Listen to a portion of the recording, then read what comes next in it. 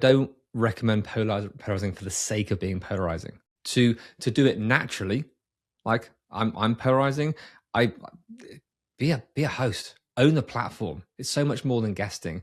That's one of my soapboxes. Hmm. I mean, do both work? They can work, but I've seen so much success by being the host. I mean, how did we become acquaintances? A guest on my podcast. You found me. You entered my world, which is fantastic. I think to do it in a way that's aligned with your values, that's authentic for you, then you're naturally going to attract and repel. But to do it for the sake of it, then I think you can get yourself in trouble. You can start to go down a path that now you got to double down when it's something that you don't really believe in or don't really truly understand. But now you have to, you've got to die on that hill. Authenticity is huge, especially in business. People, again, the reality, people want authenticity. People buy from the people they spend time with. We all want trust in this day and age. Do I trust that this has been written by AI? Do I trust that? Do I trust? Do I trust? Do I trust? That's the question. People buy certainty and belief. So I would always advise give them that certainty of you, who you are, that you care, what you care in.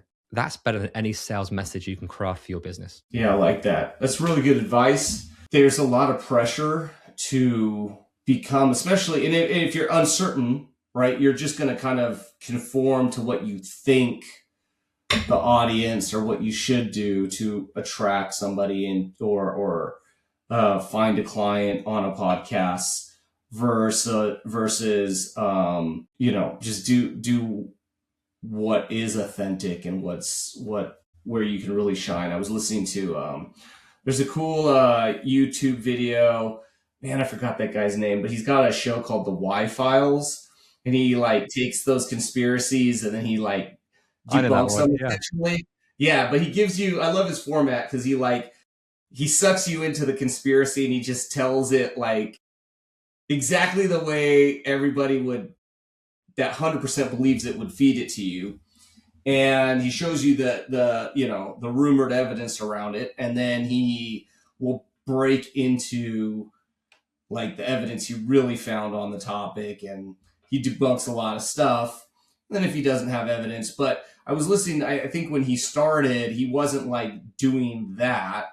He was just kind of doing a generic type show, YouTube show, where he was like covering different topics, and he was just running his head against the wall. And then eventually he did one on some conspiracy topic that just interested him, and he had no other reason to do it than that. And then it started Well, taking I off. think that's where so many podcasts start because they podcast, YouTube channels, same kind of beast.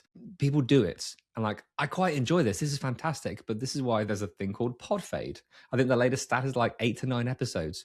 Most people don't get past that, and the reason why is it's not sustainable. You don't enjoy it, doesn't transform other people's lives, doesn't bring in ROI. If one of those three things is missing, you will quit and you will fail. With this, a lot of people dabble and think this is fantastic, but then they run out of things to say. They're too busy focused on the content rather than the what they're trying to achieve. Then you might pivot. You might look at the data, you might look at the stats, what's going on, and then you can pivot to what, okay, it's not working for this. What do I want? And so it's okay to dabble. It's okay to play with it. I mean, business ownership, this entrepreneur game it's all about play. Cool, that didn't work. Let's do something else. So to play with it is fine, but then to make sure it actually works for you, for other people, and for your business. So maybe he found his, as he went through this, he loved the platform, loved speaking. And once he found his niche, the thing that the other people reacted well to, that he loved, once those things overlap, it's like, this is sustainable. I enjoy this.